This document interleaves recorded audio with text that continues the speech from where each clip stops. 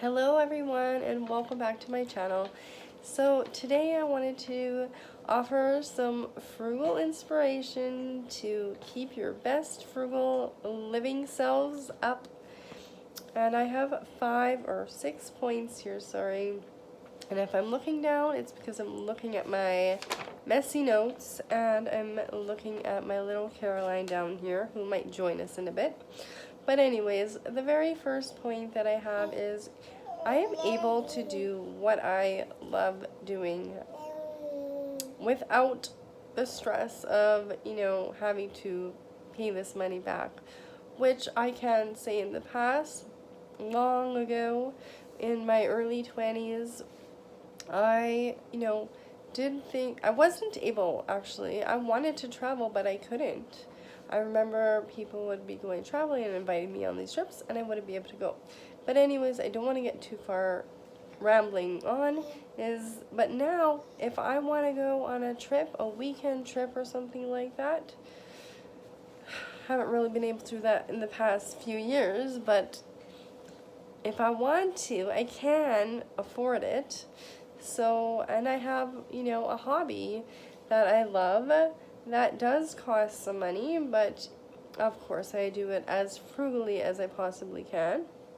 But I'm still able to do that, even though, I do spend some money on it. I save money on everything else in my life that I'm able to do, a few things that I actually love and enjoy. And I'm free, I feel very free in life. I'm free of debt. I'm free to stay home with my kids now. I unfortunately was not able to do that with my first, who is Isabel and is now 16. But I did stay home with her.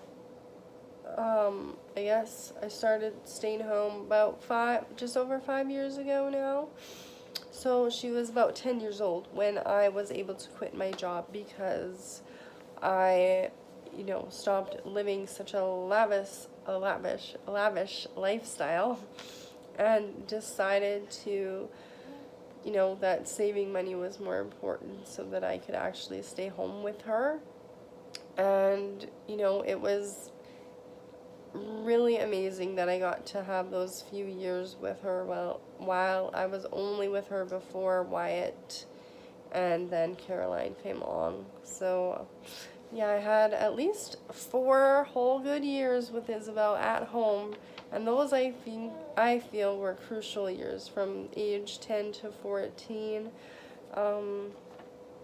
It was just me and her at home when she wasn't at school, right? And then I am also free to help others now. I'm able to, well, not anymore with kids, but we were able to volunteer before because I didn't have to work so much to pay my bills. And now I also, I sponsor children. I think that's what it's called. Yeah, I have sponsored children that I am able to donate money for and other things. So yeah, and then the last one is I guess this one isn't just totally for me, but I can help my husband retire early, and because I'm already at home, so I guess it doesn't really apply to me. But yeah, I can help him retire early because being home, I save him a lot of money on home expenses. And if you are working and you want to retire early, obviously you need to spend less than what you're making so that you can make that a reality. So yeah, definitely being free is a huge inspiration and motivation for me to keep living frugally. The next is I feel good knowing that we create less waste than previously. I mean, because we reuse a lot. We upcycle, we repurpose, all of those good things. and we make a lot less trash than we once did. So I feel good knowing that I'm making a less bigger imprint or footprint on this beautiful planet Earth that we all have to share and live on. So yeah, that makes me feel good as well. And that is also motivation and inspiration for me to keep doing more. And the next is to feel good knowing you, sorry, I can't even read my own writing there for a second, that you are secure if anything were to happen and not having to worry about what ifs. So basically I have, money saved up, and I have insurance plans and all kinds of things set up so that I don't have to worry if anything were to happen to me. Or, like, let's say if I were to completely stop making any money, I wouldn't have to worry, at least for, a good long time period. And I know that my children would be taken care of if anything were to drastically happen to, Gesundheit. Gesundheit. So, yeah, that is, I think, a good feeling for me personally, not having to worry about that, and knowing that, my kids are going to be taken care of if anything were to happen to me.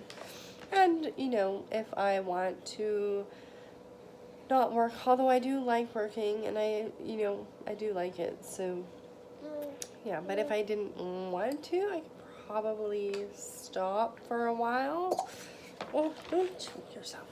Okay, and then the last one, no, not the last one, the second last one is, obviously, if you're not deep in debt, you have less stress, and with less stress comes more room for joy and just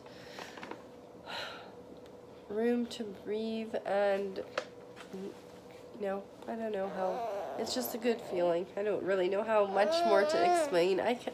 My brain doesn't work properly these days. But, less stress is always good for anyone and everyone. And money is probably one of the top 3 stress makers for people in general, in every which way of life. And then the last one is to enjoy a better quality of life. Like I said in the first thing, it's not just about being able to do what you love and being able to be free, which obviously is better quality, but I mean, it means you don't have to live in the most, cheap place if you like to, if you want to, obviously go ahead. But I mean, you could always upgrade, because now you're not worried about everything. My words are getting jumbled, but you can do more things that you want to do. If you have a family, you don't need a ginormous house, but you can have a small house and make it nice and do it frugally. Like, it took us 5 years and it's still not finished, but to get our house, this house, it's probably almost 6 years now, to get this house even the way it is right now. And there's still more things that need to be done, but we're doing it, we're saving up and doing it as we go, and not getting super into debt over it, right? So, but because we've been able to improve things, our quality of life has gotten better, and also quality of life, my hearing aids, quit sticking your fingers down your throat, quit doing that. But my hearing aids, I would not have been able to afford these over 10 years ago. It just wouldn't have been a possibility, and I'm pretty deaf without them. Like, I literally cannot hear clearly. I hear sounds, but that's about it. So yeah, this has been very huge quality of life game changer for me. Oh no. Oh, gee. And that is all for today. Caroline the singer. Caroline the singer. So I hope you enjoyed this video. And if you are feeling